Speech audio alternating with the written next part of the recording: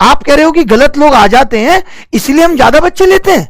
ये लॉजिक दिया है एसएससी ने कोर्ट में, सोचिए। उस दिन सुनवाई नहीं हो पाई तो कल सुनवाई हुई 12 बजे।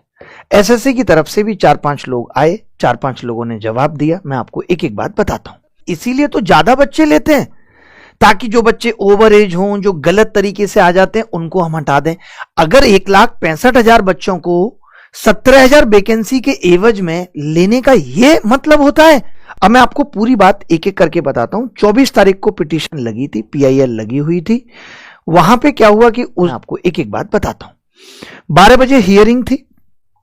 आपने बहुत सारे लोगों ने देखा भी होगा, लाइव आप देख सकते थे। जो मैंने सुना वो मैं आपको बताता हूं। उन लोगों ने यह कहा कि 533 बच्चे हमने ऐसे आइडेंटिफाई किए हैं जो रिजल्ट में गलत तरीके से सेलेक्ट हो गए हैं, जो किसी भी पोस्ट के लिए एलिजिबल नहीं है, जो ओवरेज हो चुके हैं। अभी तक उन्होंने इतने बच्चे आइडेंटिफाई करे हैं। इससे यह साफ पता चलता है कि कमीशन अवेयर है और उसको यह मालूम है कि यह गलत हुआ है।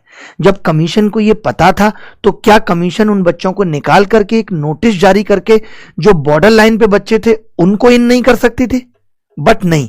क्यों? क्योंकि इनको यह नहीं दिखाना है कि हम भी गलत हो सकते हैं, क्योंकि ये भगवान है। कमीशन इनके बाप का है। अगर कोई गलती हो जाती है तो गलती को मान लेना क्या गलत है? आप मान लेते अगर हमने कोई गलती आपकी पकड़ी थी तो। लेकिन हम उन पे इतना प्रेशर ही नहीं बना पाए थे कि वो ये गलती खुद से मान लें, इसीलिए कोर्ट का रास्ता पकड़ना पड़ा। और ऐसा इन्होंने वर्बली बोला है। तो कोर्ट ने इनको यही कहा, जब इन्होंने ये बात कही कि हम ऐसे बच्चों को बाद में हटा देंगे। एक लॉजिक इन्होंने और बहुत बाहियात दिया। ये कह रहे थे कि हम सर कोई इनको समझाए कि आप इसलिए लेते हो कि ताकि गलत को हटा दें, या ये मतलब होता है कि भैया हमें टीयर 2 में भी अभी इनका टैलेंट देखना है। अगर यही मतलब होता है तब टीयर 2 लेने की तो जरूरत ही नहीं है। आप टीयर 1 में ही ऐसा करो, बस 20,000 बच्चे ही ले लो, 3-4 हजार एक्स्ट्रा है उनको हटा देना और टीयर 1 के आधार पर नौकरी दे देना। ये कितना खराब लॉजिक था। आईएएस का भी एग्जाम होता है, अगर 1000 वैकेंसी है तो 2,500 लोग इंटरव्यू देंगे, उससे 4 गुना लोग मेंस में बैठेंगे, उससे 4 गुना लोग प्री क्वालिफाई करेंगे। एक सिस्टम होता है। और हर प्रकार से कोर्ट केस की जो अपडेट है, जो वकील साहब के साथ में, एडवोकेट साहब के साथ में जो कैट की मीटिंग की है सर ने, केस फाइल के लिए, जो केस फाइल करने के लिए उन्होंने पूरा जो ऑथेंटिक यहाँ पे प्रूफ थे उनको इकट्ठा किया, वो सारी चीजें हैं। तो देखो यहाँ पे जो अपडेट सर ने दिया है, कोर्ट केस का जो अपडेट है, वो सबसे बड़ा अपडेट तो यही है कि एसएससी के 5 लोग, यानी कि एसएससी स्टाफ सिलेक्शन कमीशन के 5 लोगों ने इस चीज को एक्सेप्ट किया है कि भाई 500 प्लस में जो कैंडिडेट थे जिनका रिजल्ट में गड़बड़ी देखा गया, उनको उन्होंने यहाँ पे पकड़ा है, उन्होंने उसको माना है। हियरिंग जो हुई है, उस हियरिंग में यही चीज निकल के आई है कि भाई जो गलतियां एसएससी से हुई हैं, जो स्टाफ से गलतियां हुई हैं, उस चीज को उन्होंने एक्सेप्ट किया है। तो ये बहुत बड़ी बात है अपने आप में कि कुछ तो क्लू हाथ लग गए और कुछ तो चीजें एसएससी ने एक्सेप्ट की हैं। ठीक है, तो भाई केस फाइल हो चुकी है।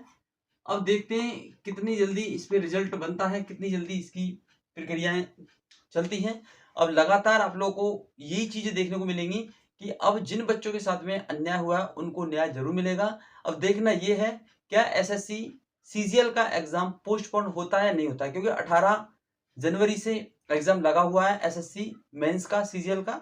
तो देखेंगे भाई, क्योंकि जो बच्चे इसमें रिजल्ट में जो पास आउट होंगे, जो बच्चों मिस्टेक की वजह से या फिर जो बच्चे उसके लिए एलिजिबल नहीं थे वो बच्चे हटेंगे, तो भाई कहीं ना कहीं उन बच्चों को मौका मिलेगा जो इस लिस्ट से बाहर हुए हैं। तो उसके लिए जो सीजीएल का जो मेंस है, अब वो पोस्टपोन होना चाहिए नहीं होना चाहिए, ये आप सजेस्ट करके बताना, कमेंट करके बताना भाई क्या ये चीजें होनी चाहिए। क्योंकि लगातार अभिनय सर ने बहुत मेहनत किया भाई, सच में सैल्यूट करना चाहता हूं मैं सर को। उन्होंने इतनी मेहनत की है कि यहाँ पे कोर्ट केस के लिए उन्होंने पूरी जान लगा रखी है। पूरा दिन वो पूरी तरीके से हर एक क्लू को इकट्ठा कर रहे हैं और हर एक सॉलिड प्रूफ को कोर्ट में पेश कर रहे हैं। तो लगातार आपको अपडेट्स मिलती रहेगी, परेशान बिल्कुल नहीं होना। लेकिन अपनी सीजीएल मेंस की तैयारी भी आप करते रहना रेगुलर। अगर पोस्टपोन नहीं होता तो भाई आपका एग्जाम 18 जनवरी से है, तो अपनी मेहनत लगातार करते रहना। जिन बच्चों से अन्याय हुआ उनको तो न्याय भाई दिला के रहेंगे। और सभी टीचर्स, दिल्ली के सभी टीचर्स, अलग अलग जगह के सभी टीचर्स साथ मिलके इस मुद्दे को आगे लेकर आए और इस मुद्दे को पूरी निचोड़ तरीके से सॉर्ट आउट करवाएं। ठीक है, चलिए, thank you, all the best, जय हिंद।